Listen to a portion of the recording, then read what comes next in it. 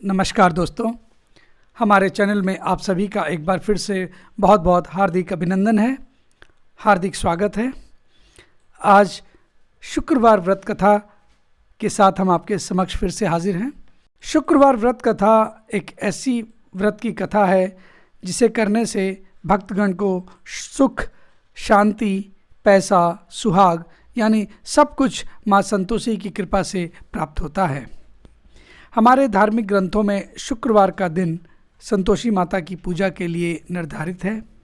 अत्यंत ही सरल, आसानी से प्रसन्न होने वाली संतोषी माता का व्रत हर तरह से गृहस्थी को धन धान्य, पुत्र, अन्न, वस्त्र से परिपूर्ण रखता है और माँ अपने भक्त को हर कष्ट से बचाती हैं।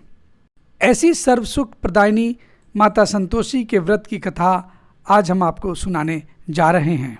बहुत समय पहले की बात है। एक बुढ़िया के 7 पुत्र थे। उनमें से 6 कमाते थे और एक निकम्मा था। बुढ़िया अपने 6 बेटों को प्रेम से खाना खिलाती और 7वें बेटे को बाद में उनकी थाली की बची हुई जूठन खिला दिया करती थी। 7वें बेटे की पत्नी इस बात से बड़ी दुखी थी क्योंकि वह बहुत भोला था और ऐसी बातों पर ध्यान नहीं देता था। एक दिन बहू ने जूठा खिलाने की बात अपने पति से कही तो पति ने सिरदर्द का बहाना बनाकर रसोई में लेटकर स्वयं सच्चाई देख ली। उसने उसी क्षण दूसरे राज्य जाने का निश्चय किया। जब वह जाने लगा तो पत्नी ने उसकी निशानी मांगी। पत्नी को अंगूठी देकर वह परदेश चला गया।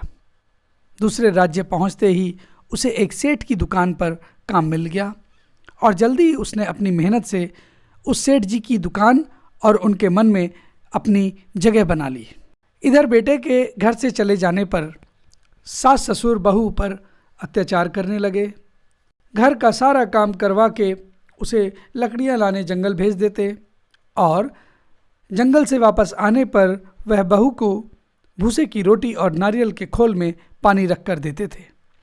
इस तरह अपार कष्ट में बहू के दिन कट रहे थे। एक दिन लकड़ियां लाते समय रास्ते में उसने कुछ महिलाओं को संतोषी माता की पूजा करते देखा और फिर उनसे उसने माँ संतोषी की पूजा विधि पूछी।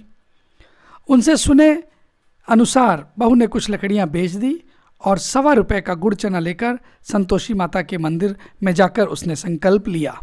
2 शुक्रवार बीतते ही उसके पति का पता और पैसे दोनों आ गए। बहू ने मंदिर में जाकर माता से फरियाद की कि उसके पति को वापस घर ला दो। तो वरदान दे संतोषी माता ने स्वप्न में बेटे को दर्शन दिए और बहू का दुखड़ा सुनाया। इसके साथ ही उसके काम को पूरा कर घर जाने का संकल्प कराया। माता के आशीर्वाद से दूसरे दिन ही बेटे का सब लेन देन का कामकाज निपट गया और कपड़ा गहना लेकर वह घर की तरफ चल पड़ा। वहाँ बहू रोज लकड़ियाँ बीनकर माताजी के मंदिर में दर्शन कर अपने सुख दुख कहा करती थी। एक दिन माता ने उसे ज्ञान दिया कि आज तेरा पति लौटने वाला है, तू नदी किनारे थोड़ी लकड़ियाँ रख दे और देर से घर जाकर आंगन से ही आवाज़ लगाना कि सासू माँ लकड़ियाँ ले लो और भूसे की रोटी दे दो, नारियल के खोल में पानी दे दो। बहू ने ऐसा ही किया। उसने नदी किनारे जो लकड़ियाँ रखी उसे देख बेटे को भूख लगी और वहाँ रोटी बनाकर वो खाकर घर चला। घर पर माँ द्वारा भोजन का पूछने पर उसने मना कर दिया और अपनी पत्नी के बारे में पूछने लगा। तभी बहू आकर आवाज़ लगाकर कहती है कि माँ जी, मैं लकड़ियाँ ले आई हूँ, अब मुझे खाने के लिए भूसे की रोटी और नारियल के खोल में पानी दे दो। बेटे के सामने सास झूठ बोलने लगी कि देख बेटा, ये रोज़ 4 बार खाती है, आज तुझे देखकर सारा नाटक कर रही है। ये सारा दृश्य देखकर बेटा अपनी पत्नी को लेकर दूसरे घर में ठाठ से रहने लगा। शुक्रवार आने पर पत्नी ने उद्यापन की इच्छा जताई और पति की आज्ञा पाकर उसने अपने जेठ के लड़कों को निमंत्रण दे दिया। जेठानी को पता था कि शुक्रवार के व्रत में खट्टा खाने की मनाही होती है। उसने अपने बच्चों को सिखाकर भेजा कि खटाई जरूर मांगना। बच्चों ने भरपेट खीर खाई और फिर खटाई की रट लगाकर बैठ गए। ना देने पर चाची से रुपए मांगे और इमली खरीद कर उन्होंने खा ली। इससे संतोषी माता नाराज हो गई और बहू के पति को राजा के सैनिक पकड़कर ले गए। बहू ने मंदिर जाकर माफ़ी मांगी और वापस उद्यापन का संकल्प किया। इसके साथ ही उसका पति राजा के यहाँ से छूटकर घर आ गया। अगले शुक्रवार को बहू ने ब्राह्मणों के बच्चों को भोजन करने बुलाया और दक्षिणा में पैसे न देकर एक एक फल दिया। इससे संतोषी माता अति प्रसन्न हुई और जल्द ही बहू को एक सुंदर से पुत्र की प्राप्ति हुई। बहू को देखकर पूरे परिवार ने संतोषी माता का विधिवत पूजन शुरू किया और अनंत सुख प्राप्त किया। दोस्तों, इस संतोषी माँ के व्रत की विधि के बारे में भी थोड़ी सी चर्चा कर लेते हैं कि ये व्रत करने की विधि क्या है। इस व्रत में प्रातःकाल स्नान आदि से निवृत्त होकर संतोषी माता को स्मरण कर दंडवत प्रणाम करें। पूजा करते समय जल से भरा कलश रखें, उसके ऊपर गुड़ और चने से भरा कटोरा रखें। कथा कहने और सुनने वाले अपने हाथ में गुड़ चना अवश्य रखें और मनी मन संतोषी माता की जय, संतोषी माता की जय बोलते जाएं। पूजा के लिए गुड़ चना लेते समय सवाई ध्यान रखें, यानी अपने सामर्थ्य के अनुसार गुड़ और चना ₹1.25, ₹5.5 या ₹11.5 के बढ़ते क्रम के अनुसार ही लें। कथा समाप्त होने पर हाथ का गुड़ चना गाय माता को खिला दें और कलश का रखा चना गुड़ प्रसाद के रूप में बांट दें और स्वयं भी उस प्रसाद को ग्रहण करें। इसी विधि से तब तक व्रत करते रहें जब तक कि आपकी मनोकामना पूर्ण न हो जाए। मनोकामना पूर्ण होने पर उद्यापन अवश्य करें। उद्यापन के लिए 2.5 सेर खाजा, मोयनदार पूड़ी, खीर, चने की सब्जी और नैवेद्य रखें। घी का दीपक जलाकर संतोषी माता की कथा कहकर जय जयकार लगाकर नारियल फोड़े।